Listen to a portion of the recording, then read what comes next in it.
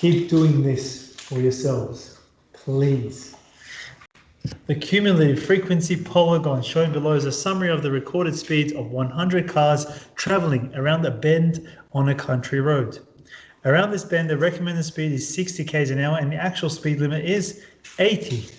How many cars were traveling above the recommended speed? 20 people, so that's 80 people? So 20 and then obviously 80, yep, good, 80. The technician recorded the speeding of cars, made the following comment. At least half of the cars were above the speed limit. Okay, well, half of the cars is 50, so that's 40, 50 somewhere here. And that's not the speed limit. The speed limit is at 60, which is 40. 40 out of 100 people. So that's not half. Is the technician comment correct? You would have said no. Comment with appropriate calculations and mathematical reasoning. Well, at 50, it's only just under 80 km an hour, which is within safe driving limits. Anything above the speed limit would have been 40. So 40 people or so were above the speed limit. 100%? Yeah. Okay. Don't accept my answers unless you agree with them 100%. All right. Angela. Are we up to Angela? Receives the following marks. Out of 100 on her class assessment, each assessment has equal weighting. So 20%, 20%, 20%, 20%, 20%. Calculate Angela's mean score. Well, you would have just added them together and divided by 5 because they're all evenly weighted. What's the answer? 76.2. If we're all getting the same answer, I'm sure it's not wrong. I'm not even going to check. If the class average is normally distributed with a mean of 84 and a standard deviation of 8, determine the z-score of Angela's mean. The z-score of Angela's mean. Okay. Z-score is her score minus the average over the standard deviation. -1 on the dot. -1. Yeah, you're right. It is -1. Well, what percentage of the class has Angela achieved higher marks than? What percentage of the class has Angela achieved higher marks than? Okay. So if we're at -1 on my bell curve, this is your average. -1 is somewhere here. Higher than the class would be after that. So what number is that? 50 plus 34. So 84%. Hopefully that was the answer. Why do I feel like it wasn't? 16%. Other way around. One sec. Oh, yeah. You have to add up the percentages and it's like No. 13.5. No. Hold on. What percentage of the class has Angela achieved higher marks than? Wait. So if the class average is normally distributed with a mean of 84, the z-score of Angela's mean. Okay, I found Angela's mean as -1. That's her mean. Yes. What percentage of the class has Angela achieved higher marks than? 84% of the class. 16% of the class she's achieved higher marks.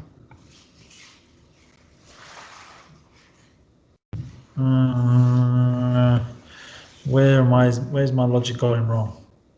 Angela's z-score of -1, hence is once below the mean. 68% of students have a z-score between.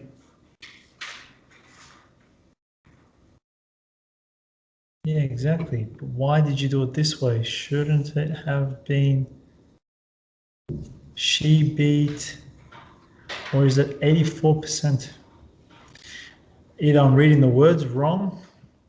What percentage of the class has Angela achieved higher marks than? Higher marks than what percentage of the class? Is she under average, so it's whatever's under her? Yeah. Wait, one more time, say that again to me. So since it's under the average, Since she's under the average. it's just whoever's under her. Oh, Is that? I read it once. I just, in my mind, higher the than, same thing, yeah. higher than, I always have done just greater than, Yeah. bigger than, bigger than. I didn't for a second stop and just put my logic into it. Good job. I don't know, I just read it once. No, you're right. You're absolutely right. She beat 16% of the class. 100 minus 84% equals 16%. She beat 16% of the class. All right. She did better than 16%. Whatever, however you want to say. Good job. Good job, Natalia. With 2 assignments remaining, can Angela achieve the class mean? Assume the class mean does not change and that all assignments are equally weighted. Justify your answer with calculations. With 2 assignments remaining, can Angela achieve the class mean? Okay, class mean is what? Class mean is 84.2. Yeah. So let's write that down.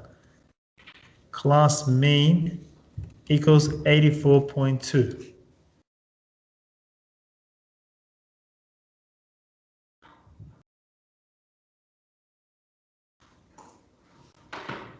Her mean, Angela's mean at the moment, Angela's mean is, I think we said 76.2 in 5 exams. It's saying that she's still got another 2 to go.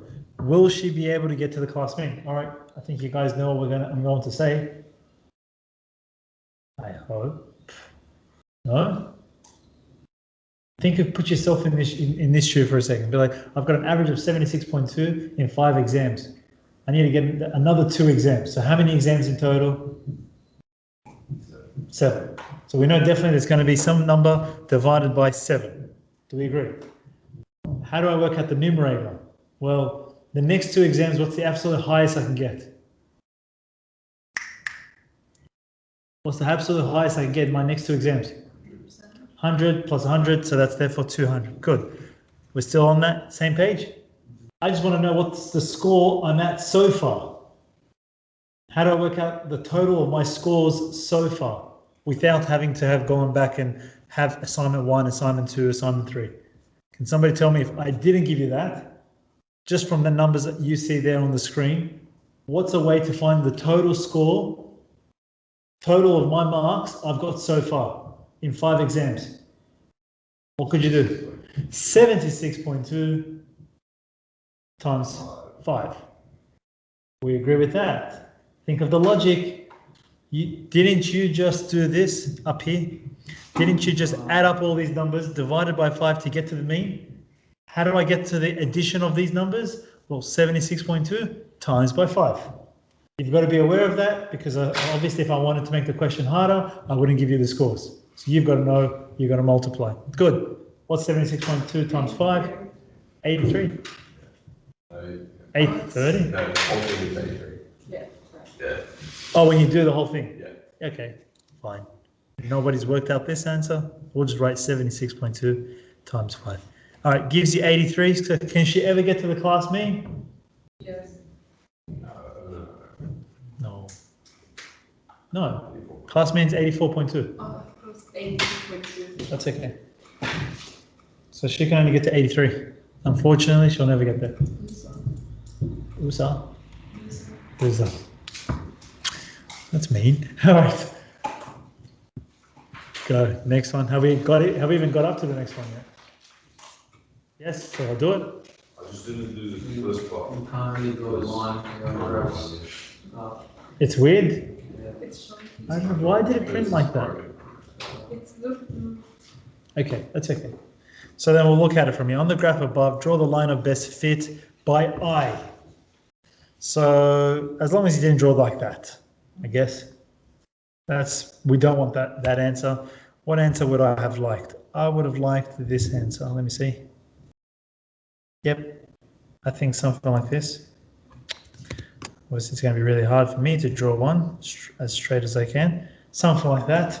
Y, Because yeah, 1, 2. It's got even. Say it again. Sorry. Quick. Well, I can't hear you. No, yeah, that's what I was trying to balance it. If I could maybe go through here, let me try one more time. Let me see, one more.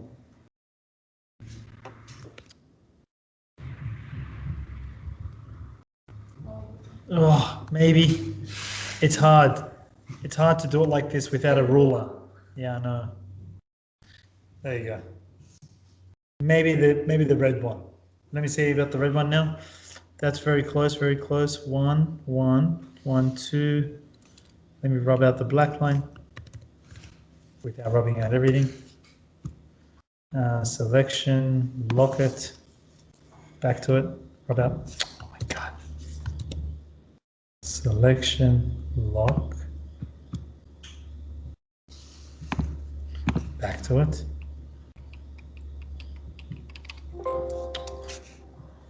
Why do you do this to me now?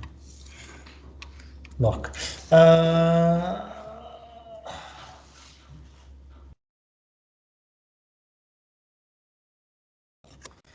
And where's my other one?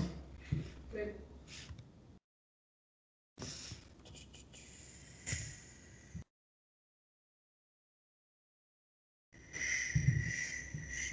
I like this one.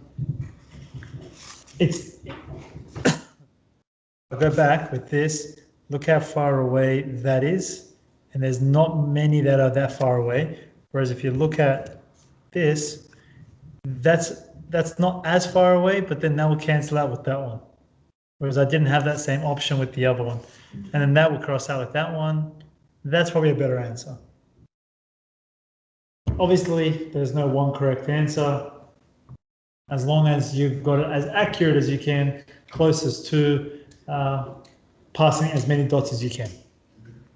Determine the equation of the least squares line of best fit. What equation are we talking about? Y equals mx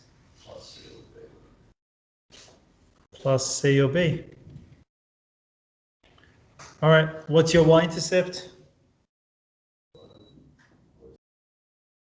Y-intercept is not 5. No, sorry. Where's my I thought call sign. 11? Right, let's say 11. And then what's your gradient? Again, pick. I'm going to pick maybe this one. No, I don't like that point. I don't like any of these points. It's so bad. Oh well. I'll pick that one. And we'll pick that one.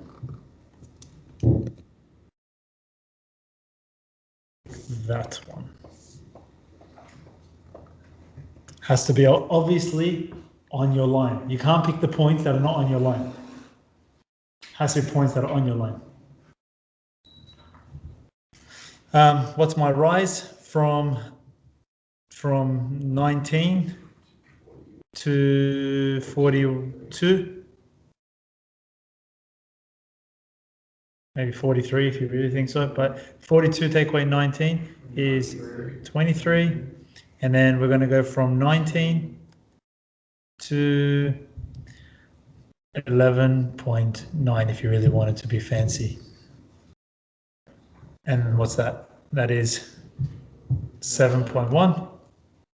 And then just divide. Again, it's positive, so 23 over 7.1. Again, just because I would like to know how flexible they are for you guys, I'd like to check the answer and see. For question 34, how flexible are they?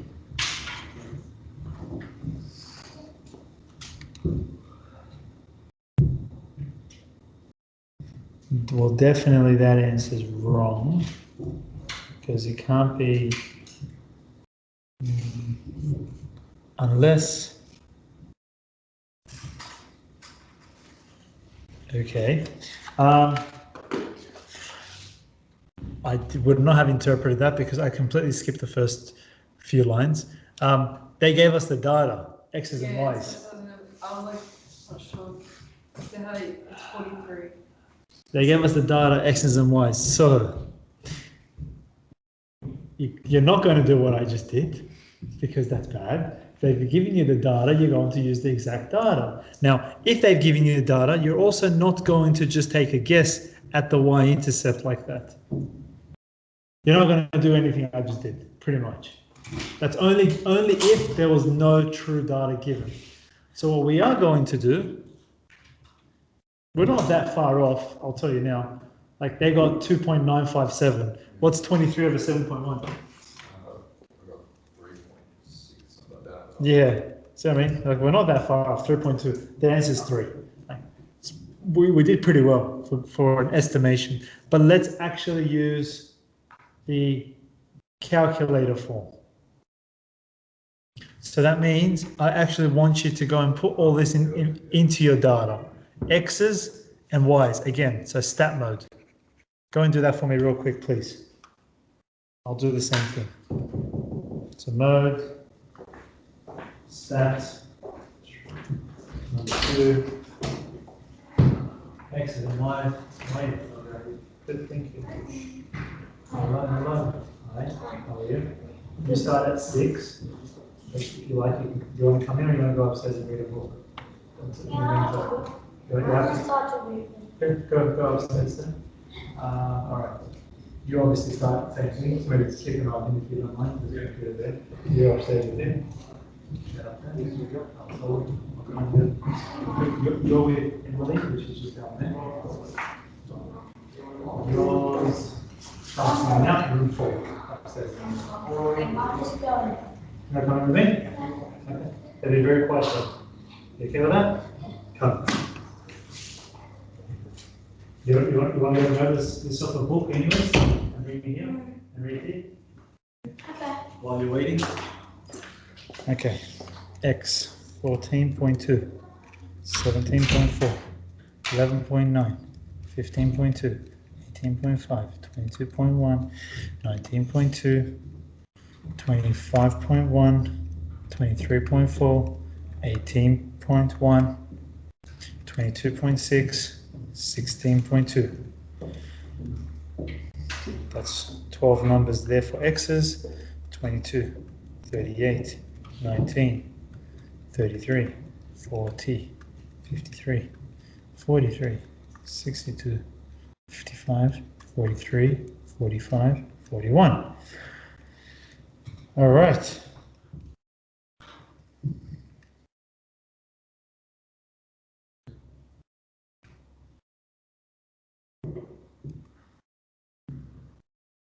Let me know when you've done that. I'll tell you what your next line is.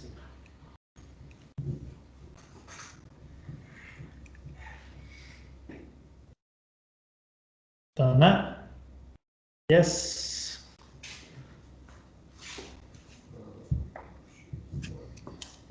So let me rub this out now.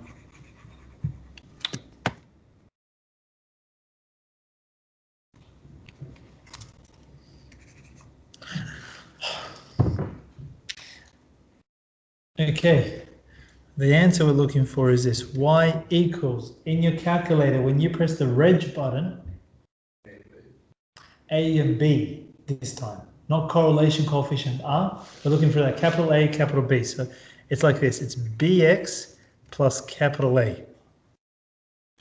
So you should get answers of about 2.95 and then 13. Yeah, I got negative 30. Yeah, that's absolutely correct. Negative 13 is right. Negative 30.5. Negative 13.95. Dad, Yes, should I just go upstairs? up to you. Okay. Okay. Negative 13.95. Plus negative. So that means my equation of my line was technically wrong as well. Interesting. I wonder what they would have accepted here. 13.9 as a y-intercept. No, my line's not wrong. I'm looking at their answer. No, looks good. Actually, not bad. Yeah. Okay, never mind. Continue. Describe the strength and direction of the correlation between ice cream sales and the temperature. Wait, anyone not get those answers? Got them? Okay. Correlation now, we want R. So go back to your shift 1, 5, press 3, you get R. 0.5. And obviously it's very strong again and positive this time. So that means as temperature increases, ice cream sales increases. Strong, positive. Strong, positive. As temperature increases, ice cream sales increases. Still good? Scroll down. Oh, that's it. That was okay. That was nice and short. Any questions from you guys?